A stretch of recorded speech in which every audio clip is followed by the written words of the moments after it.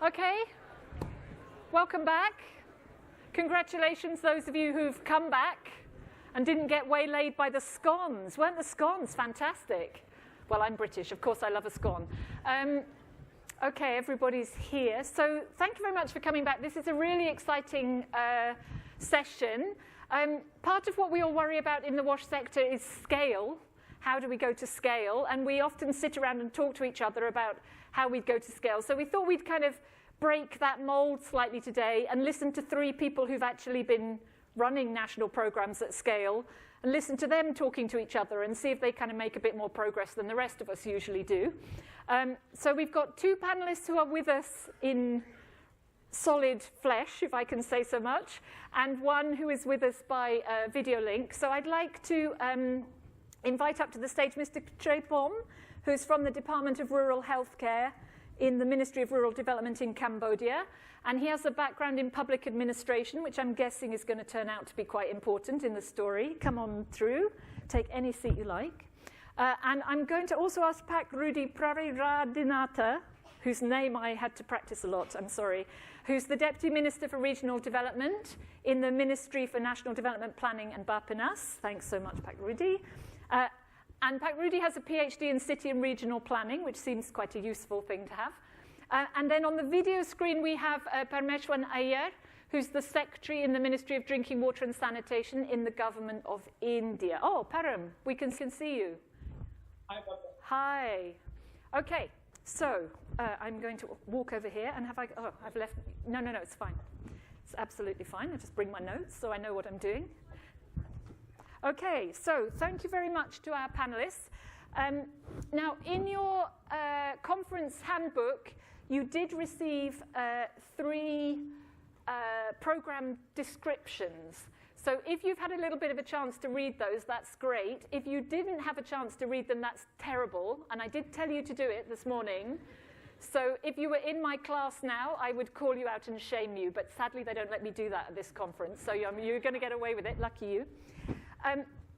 So what I wanted to ask our 3 colleagues who've had tremendous success, and Param, we might ask you first, just to make sure that the video link is working. So I want to ask you, a big national program like the Swachh Bharat program in India, it doesn't spring from nowhere. It comes from, and the success that you're having comes from, other things which were perhaps in place or things which you've managed to put in place. So could you tell us a little bit about what's the background to the Swachh Bharat program? What was happening before that formed the kind of starting point for what you've been doing over in India? Sure. Anyway, good to be connecting, Barbara. And as you said, the others are solid, so you could count me as liquid flesh from Delhi. But we have got Yugal there, who's representing us. And you're there, and Val Curtis is somewhere there, I think, or should be somewhere around. So, and Val was here like you were a short while ago. So just a couple of points on the program. Before the Swachh Bharat program, so rural sanitation was, of course, on the agenda in India. It had different names. And, in one form or another, rural sanitation was being practiced and attempted to be scaled up for the last 20, 30 years. Different names like Central Rural Sanitation Program, Total Sanitation Campaign, Nirmal Bharat Abhiyan, etc. But I think the sort of main differences between the Swachh Bharat program and those, or at least the conditions which were put in place to enable us to scale up, I would highlight 3 points. I think the first and the most important is the political support by the Prime Minister. So this is not just support, this is the Prime Minister's national flagship program. As soon as he took charge in 2014, he made a very bold decision, something which Val Curtis calls a BHAG, a B-H-A-G, a big, hairy, audacious goal, which we think is actually much bigger than the Kennedy moonshot announcement. So the Prime Minister of India on 2nd October launched this program, which is basically seeking to change the behavior of 1.25 billion people. So it's a big idea, and it's the highest level of political commitment. So I think that was the biggest game changer in the Swachh Bharat program. And then secondly, sort of backing his decision is the public funding of this. So there is an incentive for building an individual toilet. And so there's this is big money if you look at the numbers because it's a big program. So there's a commitment by the government to finance this program as well. So it's putting money where words are. And I think the third major thing was squarely putting behavior change at the heart of this campaign and moving, if you like to look at it from a policy perspective, from the construction of toilets, which was the focus in earlier programs, to the concept of open defecation-free villages, which basically means that the village community makes itself accountable for making their entire village open defecation-free. So using toilets, which are building and using toilets. So that shift, I think that policy shift was very important because then it brings about all the triggering of behavior change, the community approaches to sanitation, and then focusing on sustaining the ODF, which was really not there in earlier programs. So I'd say those three, and then of course the whole enabling conditions, which we can talk about later, building the capacity, getting into how you professionalize these services and so on. But let me stop there. Oh, that's really helpful. Thank you, Param. So from India to Indonesia, where the scale of the challenge is not the same, but probably in the same kind of ballpark, you probably just switched on, yeah. So just a little bit about the background, really, to where you've come from. Yeah, based on actually my government did some study, and then this study showed that the impact of the inappropriate sanitations have a huge impact in the long run for social economic in Indonesia. So based on that, we try to improve our system. That the first, we know that a lot of people, particularly in rural area, still don't understand the huge impact in the long run. So and then they still open defecation and then through solid waste to the river or something like that. So and then they don't really understand that the open defecations and inappropriate sanitation is not really good for the water resources, something like that. So, and then we see the health indicators in our development is still progressing. Is not very slow. Bigger issues like stunting, for example. That's one issue that because of the lack of sanitations and water resources. So. Our government, when we develop a medium-term plan, we set actually this is a little bit ambitious to get the target 100, 0, and 1, 100% access to water, 100% access to sanitation, and 0 slum area. So so that's one big background for us, and then we did a lot of study as well to approach local government, because water and sanitation actually since the autonomy we start the autonomy local government. So all these sanitation and water supply is responsibility of local government. So we have to have some kind of collaboration with local government, and then we develop a working group to make sure that the collaboration between all ministries that dealing with this kind of issue, local government and also in NGO, to make sure that what we're gonna do is we can collaborate with all stakeholders. I hope. No, very interesting. Thank you so much. So moving from Indonesia to Cambodia. Again, a slightly different program with slightly different elements, but perhaps you could say also a little bit about what was happening before you started your national program. Right. For Cambodia, we started to develop so-called national policy for water supply and sanitation in 2000 and 2003. Actually, we have two parts. For us, rural water supply and sanitation, it has been developed in 2003, that policy. That is the starting point, because we started from a very low coverage for both water supply and sanitation. So when we formulated a policy in 2003, the coverage was somewhere around 10 to 20%, so very low compared to the rest. then we set up the so-called sector vision in the policy by having the universal access for both rural water supply and sanitation of 2025. We want to have a universal access for both. So it's very ambitious if we are comparing to the baseline that we had, which is less than 20%, and we want to have a universal access by 2025. And after the development of that policy, then we spent a lot of time with all relevant stakeholders to formulate so-called the national strategic plan. And that is another milestone that the sector has been brought to an attention to all relevant stakeholders. And we spent too much time, I think, to formulate that strategic plan. The reason, because we want to have a lot of consultation with all relevant stakeholders. It was an opportunity to build a consensus of all stakeholders, because the idea is that we want to have a common understanding what are the expected outcomes of the national strategic plan. That's why we spend a lot of time. But then again, what we have spent, I think it benefited us later on, because without that consensus, maybe we cannot formulate the so-called national action plan that that we have shared in the folder of our country. And we come up with only 5 so-called outcomes from those strategy. And the strategy want to make sure that with those 5 outcomes, if we achieve, then we will be able to achieve the so-called sector vision by 2025. So we have a lot of story behind the scene actually to tell.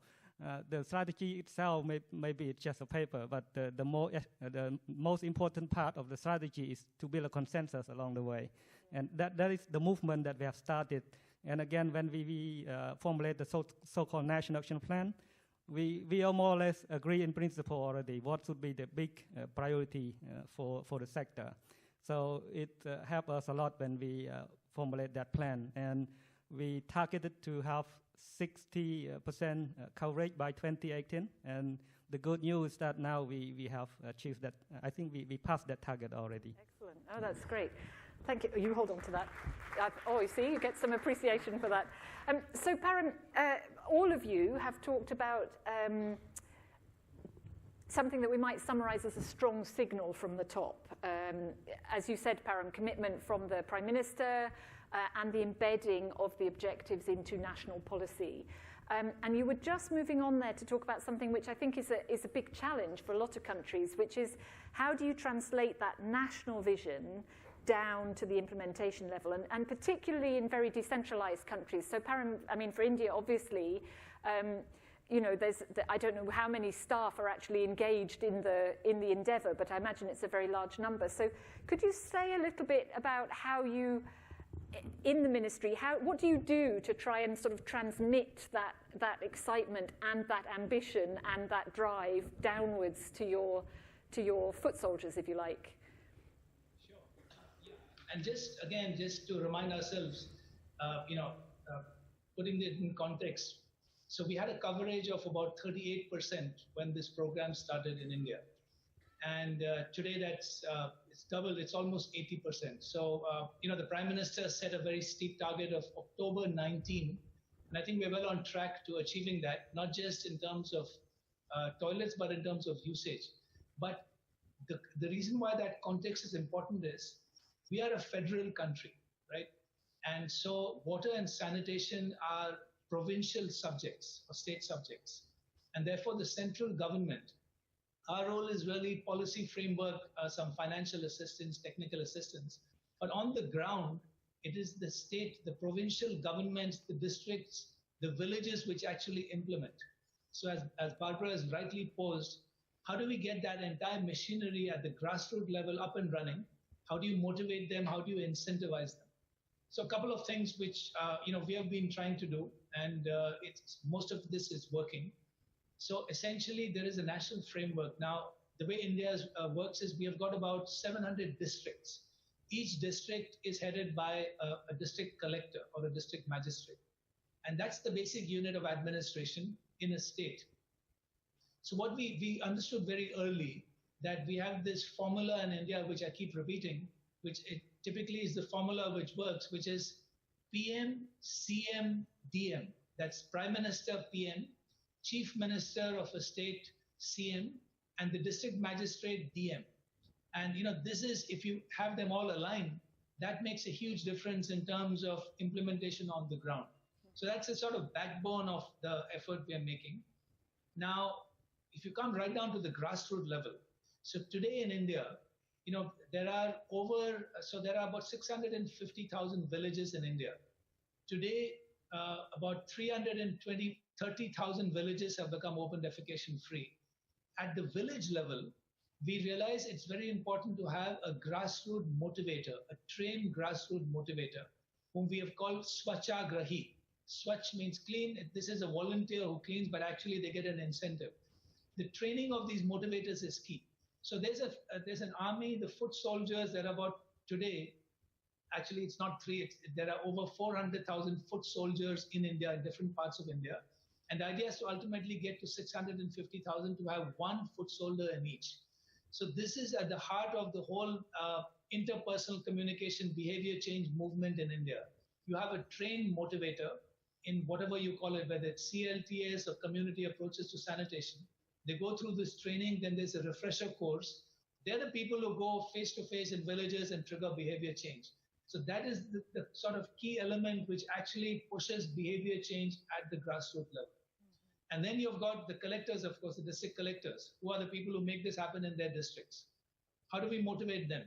So we have brought in some competition. So when I joined this program, there was no sense of urgency in that sense. And so we said, we need to set ourselves deadlines and targets and goals and encourage competition amongst states and amongst district collectors.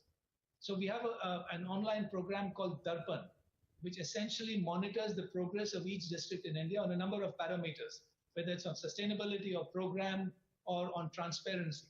And so they compete with each other. So that's at the district level. We also recognize workers at all levels, whether it's at state level or district level or grassroots level. We have national events. We get the Prime Minister to come out and give Prime Minister's awards. That's a huge boost for the young colleagues who are working in the field.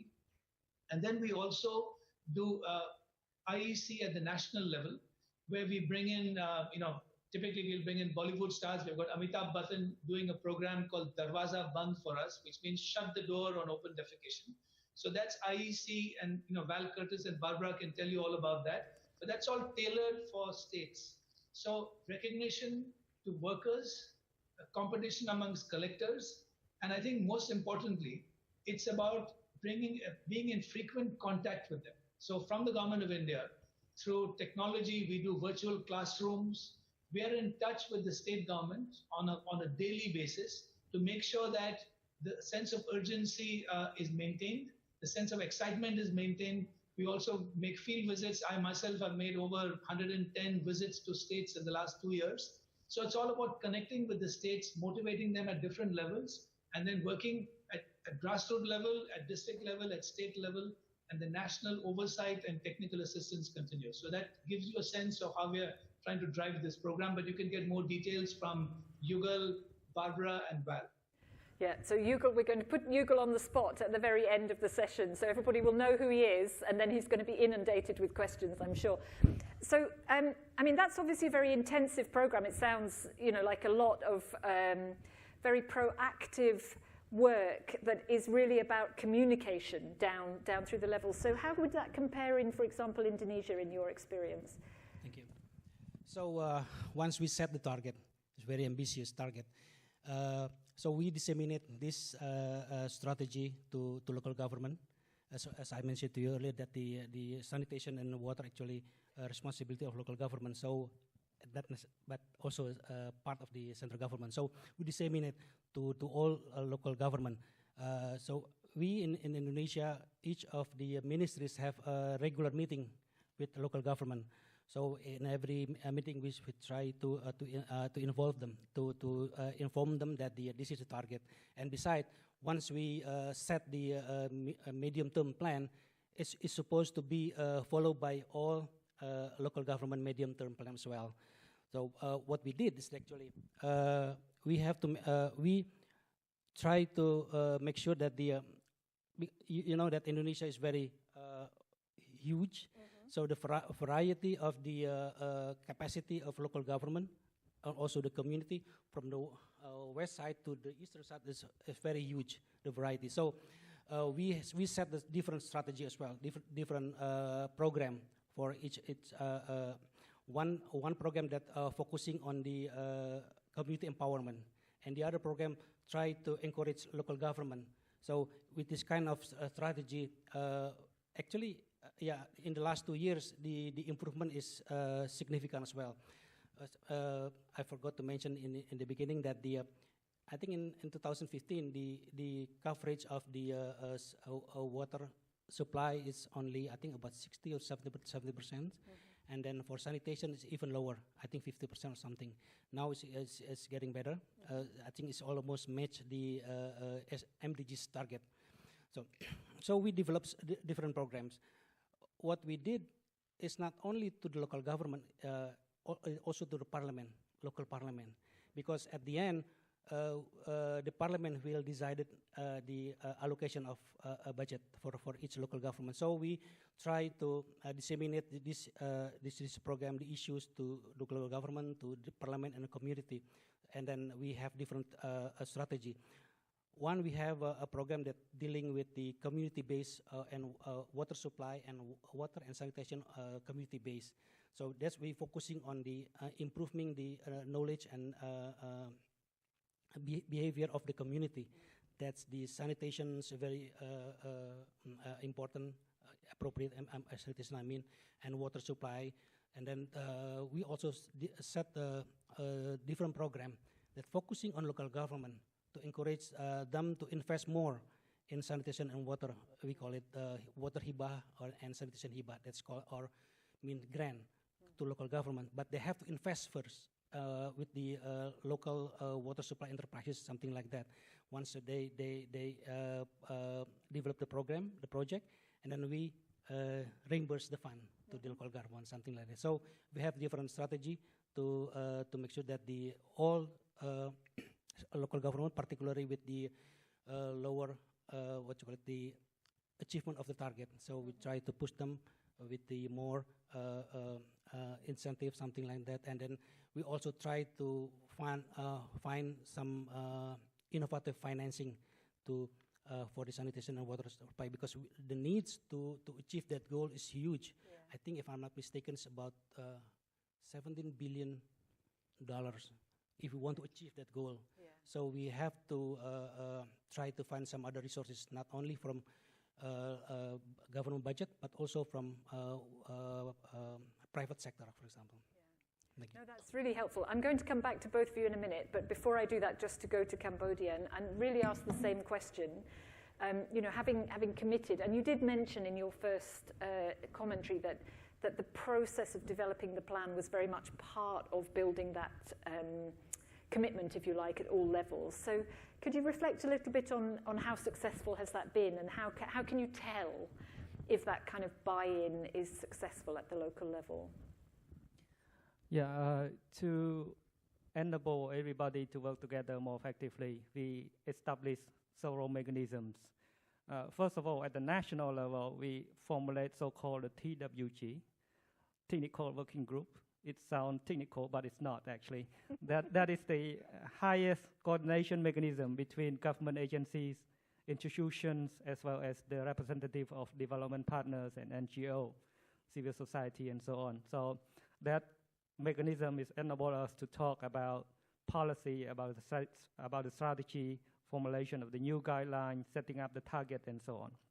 That is the national level. At the same time, we also newly established the so-called provincial working group right now at the provincial level. So again, very similar platform to enable all stakeholders to work together more effectively. And those two platforms are formulated the plan. So the plan, more or less, we feel the ownership. We feel that that plan is belong to us. And to support that working group, we also established so-called a subgroup. And subgroup here is more technical discussion on particular area. For example, we have the so-called RUSH group, Rural Sanitation and Hygiene group. We have the water quality group. We have the wash and nutrition group, and so on. So those subgroup is the body which provided technical input to the TWG.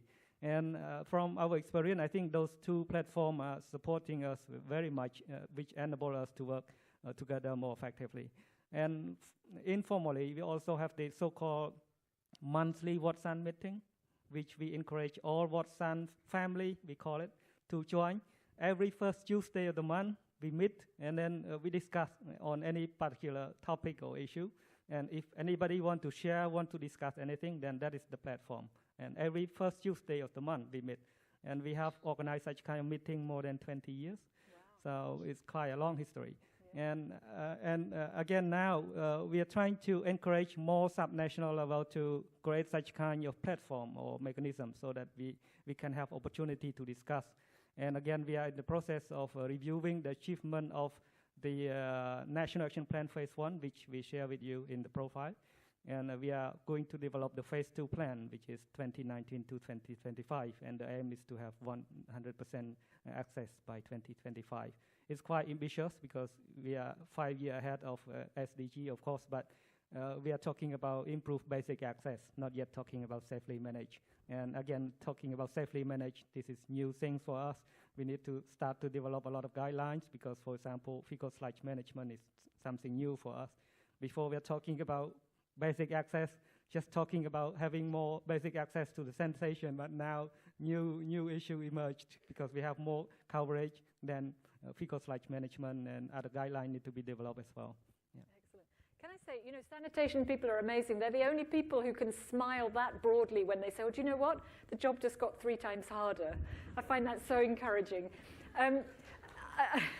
I just wanted to just pick up on a point in this question, and maybe particularly for the Indonesia and Indian examples. Param, you know, when I listen to you talking, I'm really struck by the fact that there's a single program with a single objective, and actually, you know, underlying it, a single sort of philosophy about how it should happen.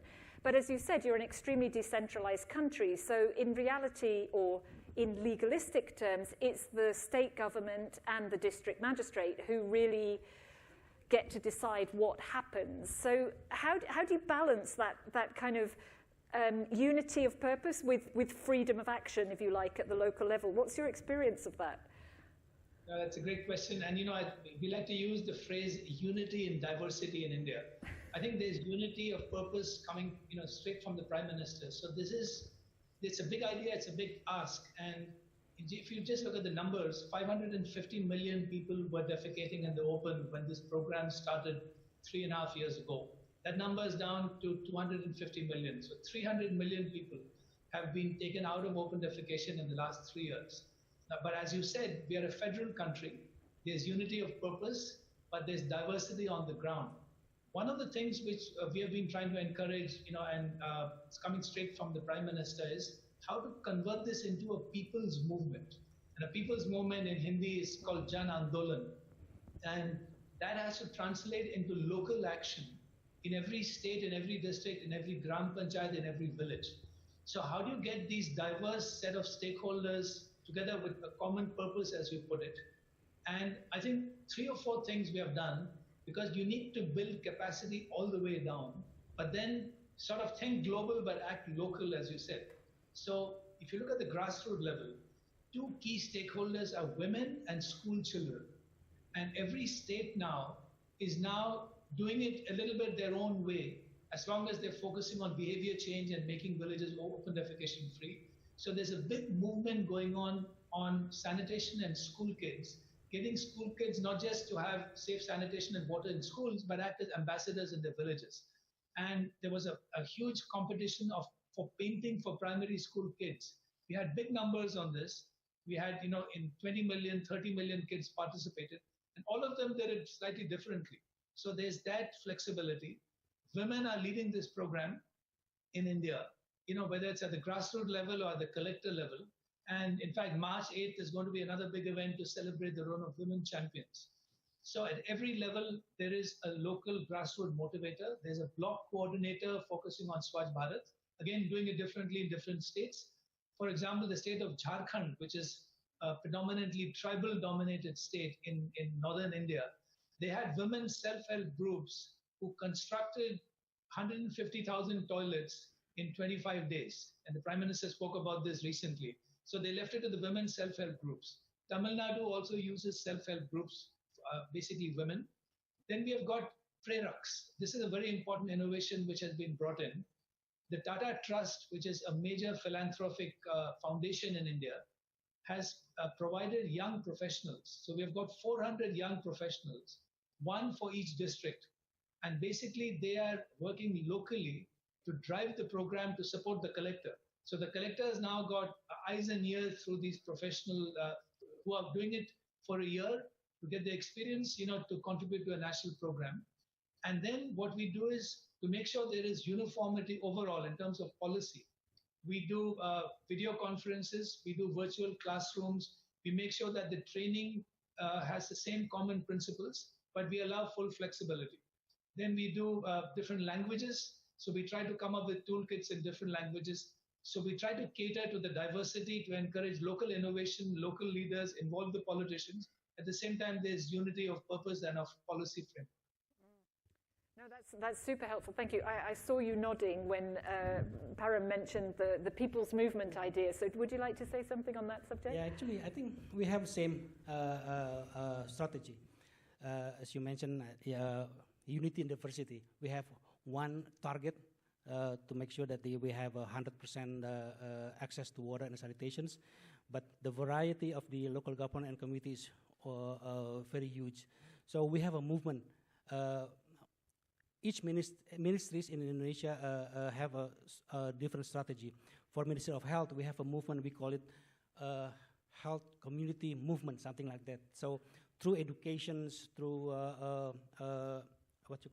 health center in every location. So we try to improve the understanding of the community, the behavior of the community. So this is one thing that we did. And then, as I mentioned to you earlier as well, that we developed a working group that's consisting of many stakeholders, Ministry of Health, and then local government, and also NGO. They work really well. So we spread the virus about the healthy life, something like that. And then the impact in the long run is going to be terrible if we don't have the appropriate sanitation, for example, because issue is stunting in Indonesia is also is not really good. So it's still, I think, 25% or something, I forgot. So this become a very critical issue. Even the vice president raised this kind of issue and then launching to try to improve our, particularly in rural area, about the healthy life, something like that. So this is the way that we try to push to the all stakeholders, particularly in the local government, because some of them actually do not, as I mentioned to you earlier, that the understanding is vary very hugely. So some local government is not really put this issue as a priority because they don't understand this issue, and some other is really don't have money to invest for sanitation, etc. So we try different strategy for each local government. No, that's really interesting.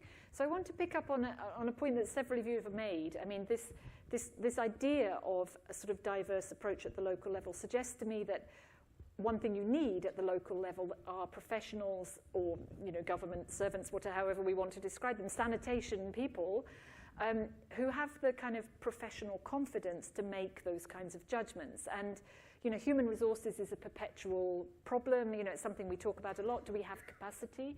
So I don't know if you could just reflect a little bit on how you've gone about, if you had to, or if you've had to increase human capacity, and if that is the case, what are some of the strategies that you've been using to either bring additional people into the sector or to improve the capacity of the people in the sector?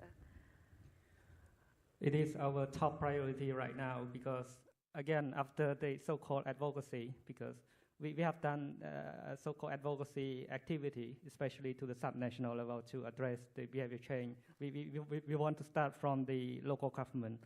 So those are the important body to help us for implementing this national action plan. And based on that, we come up with the so-called functional analysis, with which we are trying to find out what is the should be the role and responsibility of all relevant stakeholders. I'm talking about the government agencies, local government, local NGOs, and also CSO. So we're trying to map out who does what to contribute to the sector as a whole. And based on that, then we're trying to analyze what is the capacity gap there. And right now, we are trying to do the implementation of the capacity development program. Again, it's quite broad because it's not just government agencies, it's including the partners and NGOs and especially the local people, local government.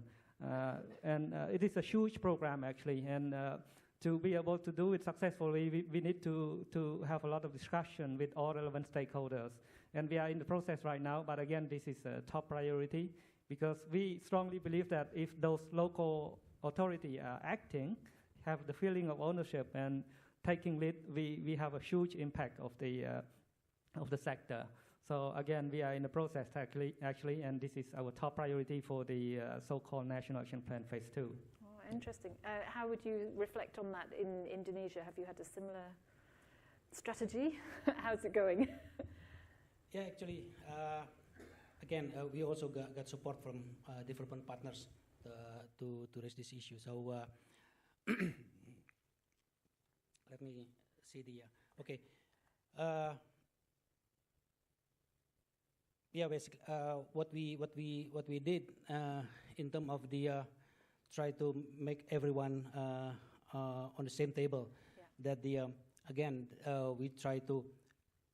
As I mentioned to you earlier, that we have a working group. So this working group, we can really do their works. Mm-hmm. So it's clear who's doing what and where, something like that. So and again, even now local government, one program that we develop with the local government is also to encourage them to improve ownership. That's why we implement a performance-based grant. The one that I mentioned to you earlier, something like that. Yeah. Okay. So part of that is about creating financial incentives so that, but do you find that local administrations, I mean your lower levels of administration, are they then in a position to, for example, recruit new staff? Do they invest in their own training, or are they able to manage with the capacity that they have? Yeah, actually, some of them who realize that this is very important, they invest with their own budget. Mm-hmm. to and for training. Actually, from not only from local, but central government also try to support them. Mm-hmm. with given the what you call it, training for local government. Mm-hmm. Even some of the local government we set the capacity building as a prerequisite to get the grant, something like that. So this kind of thing that we did. Interesting. So Param, if I could ask you, because I know in the India program, I mean, one of the things, and you've touched on it already, is this sort of very diverse group of actors who are involved, community-based groups, women's groups. You mentioned the Tata Institute staff who are at the district level, and of course you have your traditional district administration and your state level agencies. So how do you find those groups of people work together, and do you have to do anything to kind of facilitate? Because often, how would you say, like traditionally organizations function in a different way. No, I think it's a great point. So what is that oil which keeps them, or the glue which binds them together? It's a good question. I think a couple of things we have tried to do. One is to create this sense of mission, of purpose, and everyone being caught up in a campaign, a national campaign, and feeling a sense of belonging and being part of it. I think that's very important, and that's a role we try to play here. We try to get everyone on board, and to use a phrase which we have been saying is that making sanitation everyone's business. So now in India, to a very large extent, there's a sense of belonging to this national mission and a sense of purpose. We're all in it together. It's all hands on deck. That's something we try to promote at the national level, but then it has to go all the way down, right down.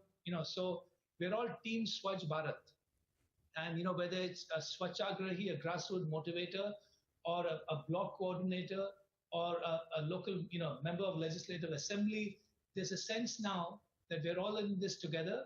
There's a common purpose, and therefore these different moving parts need to move with the least amount of friction. So that's something we try to encourage from here. They try to do it at the state level. But I think just coming back to the question of incentives, Barbara, you mentioned, again, what are the incentives for different people to perform apart from the sense of belonging? So even that right down at the village level, there is something called a Nigrani Samiti, which is the local watch and ward committee, typically kids and women and elderly people who have a sense of pride in this program. I think that's one thing which the Prime Minister has managed to instill, is a sense of pride that we need to keep our country clean, we need to make it open defecation free, but at the same time, there's an incentive, a financial incentive for making a village ODF and for it to remain and sustain itself as ODF. You need that human capacity, which is that Swachhagrahi. They get paid. So for every year a village remains ODF, there is an incentive for that village, and different states are doing it in different ways. So that's part of my job and my team in Delhi, is how do we keep this whole huge movement together, and how do you sustain it once India becomes ODF? It is a challenge, but I think we're getting there. No, that's very true. Although I have to say that your hair is grayer now than it used to be, so it's obviously quite a big job. I wonder if I could invite a few questions from the floor. I've probably had my opportunity. I don't know if anybody is interested in to pose any or make any observations or ask a question from this very august group of panelists. If you do want to do that, if you could just make your way to a microphone, that would be, I'm sorry, it's a little bit of a trek if you're in the middle, but if you're interested to just come to the microphone, maybe I'll take 2 or 3 questions for the panel and see how we go. Do you have the time?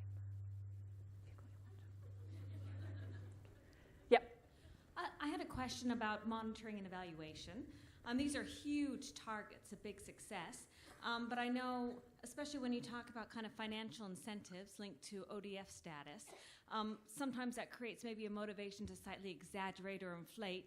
And with such a huge number to monitor, I'm just wondering how you keep track and make sure these targets are accurate and are sustained over time. Thanks, that's a great question. Param, can you hear that question where you are? Yeah, absolutely. Perfect. And happy to respond if you want me to. Should I respond? Yes, you go first, and then we'll take the questions, the answers from this side. Look, I think it's a very good question and something which we are focusing a lot upon, and we have been. So first of all, in India, we have our own management information system, our MIS, which is basically reporting from ground up from state level. So that's the official database. But we have a strong system of verification. So for example, if a village self-declares itself as open defecation free, there is a process where within 90 days, there's got to be 100% verification of that particular village by an outside agency, so someone outside that district. So that's one level. There is a state level verification. And at the national level, we do 3 things. We do third-party surveys on a regular basis. We have done 2 huge surveys so far. These are more than 100,000 household surveys. There's another one going on right now under the World Bank project. So these third-party surveys essentially look at both coverage, usage, but also check on open defecation free status. And so far, the results of these third-party surveys have been that the results are that usage is over 90%. We do get aberrations, there's sometimes over-reporting, and that needs to be checked. At the national level, we also send out national level monitors. So they go out periodically, they will go out and do sample surveys, because we want to make sure that the whole process is robust and the reporting is robust. We separately do impact evaluations. We had recently some of our partners like UNICEF and the Gates Foundation have done very interesting, impact may be a big word because we're only 3.5 years into this program.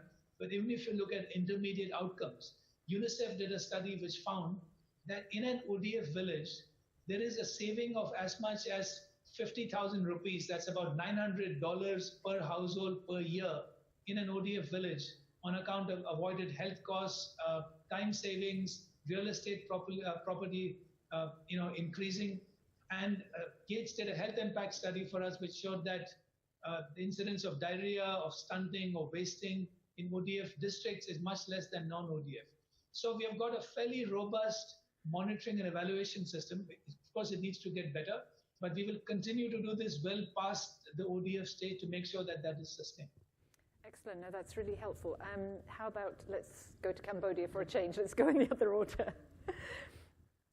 Yeah, actually, we are starting to develop a new additional so-called MIS system for our sector. But we also have other survey that we can use as well for monitoring.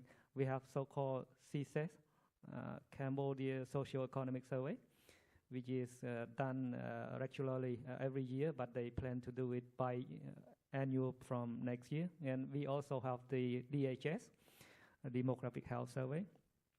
For our own, we also having the so-called CAP survey, KAP, CAP survey. I think you all know those acronyms. That is, we want to know more about the change in terms of knowledge, attitude, and practices related to the sector. And besides that, we try to introduce new indicators because we have the target of ODF community as well, which is including village, commune, and districts. So those set of indicators has been incorporated into the new MIS system. Yeah, so quite a set of data which we have used for monitoring the progress of the sector. And Indonesia? Yeah, actually, in Indonesia, we have a survey, social economic survey, did by Central Bureau of Statistics, did twice a year. So basically, that's the data that we monitoring. In the meantime, each of ministry also have some own evaluation impact, something like that. So even though maybe it's not as robust as what India did, but basically that's based on that data informations that we try to monitor what is the progress of the program in every local government. Mm-hmm. Can I ask you just slightly quickly follow-up question? What's your opinion about the value of making monitoring data publicly available and publicly accessible? What's your view about whether that sort of improves your confidence maybe in the data? Sure. So maybe I can just come in, Barbara. Our MIS is in the public domain. So our numbers, the management information system, we've got a database of 170 million households. And so that's all in the public domain. There's an app called the Swatch app. You can go to a village and rate it. So these numbers are in the public domain, and we would encourage that. So that I think the more we put these numbers out, the better. We just need to make sure that it's properly done and people can access it. So we get a lot of critical articles in India. That's because they look at our numbers and some of them say they believe it and others don't. So I think we are quite transparent. Excellent. No, that's very helpful. I don't know if you have any thoughts about that just briefly. I know there's one more question. Yeah, actually, it's very useful, especially at this stage when we are trying to review the progress of our NAP1 implementation. So we're trying to get a lot of data to give us as an input for the NAP2 development. And we're trying to use that data also to highlight the achievement. And again, we're trying to encourage so-called the peer learning. Maybe it's part of the previous question. For us, right now, we are trying to encourage all local government to learn from each other. So those information that we have got from our survey or from our monitoring system, then we're trying to use as an input for the planning for those local government as well. Excellent. Is your data all available online in Indonesia? Yeah, actually, the survey that I mentioned to you earlier, this is open to public as well, even though maybe it's not people tracking the data. But students, again, get on with it. The data's there. Go and look for it. So yeah, I think it's good for people to know about the progress of the target that the government achieved. So I think this is to improve the social accountability. Actually, since water and sanitation is one of the basic services that the government have to be provide for the community, I think this is a good thing to improve social accountability as well. And actually, before I get this assignment, one of my responsibilities to make sure that social accountability is there. Okay. Oh, excellent. Okay, so there's one more question from the floor. I'm sorry there's only time for one more, but... Thank you very much for the 3-country case studies. My name's Rosie from WaterAid. I actually had 2 questions, Barbara. One, okay. to understand your perspectives on the role of the private sector as you're really going to scale? And then also, what have been your strategies around ensuring that no one is being left behind when we're thinking about going to scale? Excellent. Those are really great questions, and I'm going to really set these guys a tough challenge now to answer very briefly. I'm sorry, because we, of course, inevitably end up compressed for time. So I don't even, you could take either or both of those questions from Cambodia. So one is about leaving no one behind, and one about the private sector. Yeah, private sector is very important part for us, because again, when we're talking about the sector, private sector should be an important stakeholder. And we are trying to engage them from all level, national level as well as the sub-national level. And now, since the introduction of the so-called provincial working group, then we encourage all provincial level to encourage all the representatives of private sector to take part in that as well. So that is the platform that they can share, they can discuss what should be the support from each other needed to improve the sector as a whole. And talking about left no one behind, this is our sector's vision, we call it. So again, in the new phase, we will focus a lot on that. And again, for us, we have a lot of challenges that we need to address, especially for those who are living on the floating community, seasonal flooding, and some area which is in the northeast region, which is mountainous as well. So those are elements that we need to incorporate it into the NAP phase 2. Yeah, so quite challenging for us, but that's what we have to do. Great, thank you. Yeah, I think dealing with the private sector role, I think this is very important. Actually, even us always encourage them to participate in this sector. One of them we try to develop. Not actually, it's not to develop. It's already start working a public-private partnership with the particularly for the urban area. So because actually this is some opportunity for them as well to support government and also through CSR. So I think the role is very important for us. So we always encourage them to participate in this sector. As you know that the targets is really ambitious. And then dealing with the region that's like behind. So we have some kind of specific treatment for them. So we call it specific fund for affirmative action for that kind of area, disadvantaged area. So it's not only daily, to support the water and sanitation, but also education, roads, something like that. So we focus on that area and then with a certain program. Excellent, thank you. Param, you get the last word on this question. So one is the private sector, and the other is leave no one behind. Sure. No, I think private sector critical role. And I think we try to build on the comparative advantage. So for example, we have the big soap companies are helping us in behavior change. They know how to sell soap. They know how to promote behavior change. So we get their tools and techniques.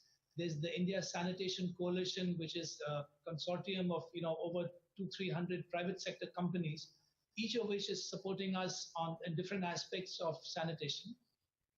We have the Tata Group, which has given us young professionals. They've spent $10 million on recruiting and putting young professionals in the field, which are supporting local administration. There is a receptacle of financial funds can come in from the private sector called the Swachh Bharat Kosh, where a lot of funds have come in from private sector, which can be targeted to specific areas. And then at the solid waste level, at the local level, there's a lot of momentum now on how private entrepreneurs can come in and make sanitation a business. In fact, Barbara was with us in India a couple of months ago. So sanitation services, particularly post-ODF, there's a big role for the local private sector. So it doesn't have to be national corporate, it can be local as well. All this is going on. And I think that increasingly this role will become even more. On leaving no one behind, just to let you know that under the Swachh Bharat mission, about 85 to 90% of the eligible beneficiaries for the toilet incentive are actually from either below poverty line families, we call them BPL, or they're women-headed households, they are marginal farmers, they are physically handicapped families. So that's the core target audience of people eligible and households eligible for the toilet incentive. So they're very much at the forefront of the program. In addition to that, there's a big movement now on how do you make toilets more accessible to the physically and otherwise challenged people. That's another major focus, to make sure that access is not just for everyone, it's also for those with special needs. So again, a big focus, and we need to continue the monitoring, make sure that stays there. Thank you. Great, thank you so much. Well, I'm extremely sorry we don't have more time for this. I always get to this point and I think, oh, we could talk for another hour and a half. But I want to thank the panelists for actually, for me, kind of exposing the scale of the challenge. Its very sort of faceted nature, the fact that you have a lot of actors in the process. I'm incredibly impressed with your optimism and positivity. I'm sure in your day job you get a little bit more frustrated than you're letting on here. But you know, we all know that, and we know these programs are extremely complex. And I really encourage people who are here to take advantage of the poster reception this evening and tomorrow to speak to our colleagues from Indonesia and Cambodia. And Param gets off the hook, but his colleague, Director Yugal, who's going to stand up now. In fact, you have to stand on the stage, Yugal, so on the stage, under the lights, so everybody can see you. So this is Yugal, who is Param's colleague. He's the Director for Information, Education and Communication in the Swachh Bharat program. So if you want to ask a question of Param, basically go harass Yugal. That's the story. That's okay. You don't need to say anything. They just need to know who you are. It's okay. It's okay. Barbara, all right. I have to add, a part of the Swachh Bharat family are Val Curtis and Barbara Evans. Yeah, and also Val. Yes, that's true. Don't ask me. I actually don't know anything. I just pretend. Okay. So thank you so much to our panelists. Thank you very much for your attention. Now, don't go away, but I'm going to invite the panelists to leave the room. I'll thank our colleagues in India for staying connected. I'll totally thank our AV team for making that work. I wasn't sure it would. Thanks, Param, and we'll be in touch. Thanks, Barbara. Thank you, guys. Thank you very much.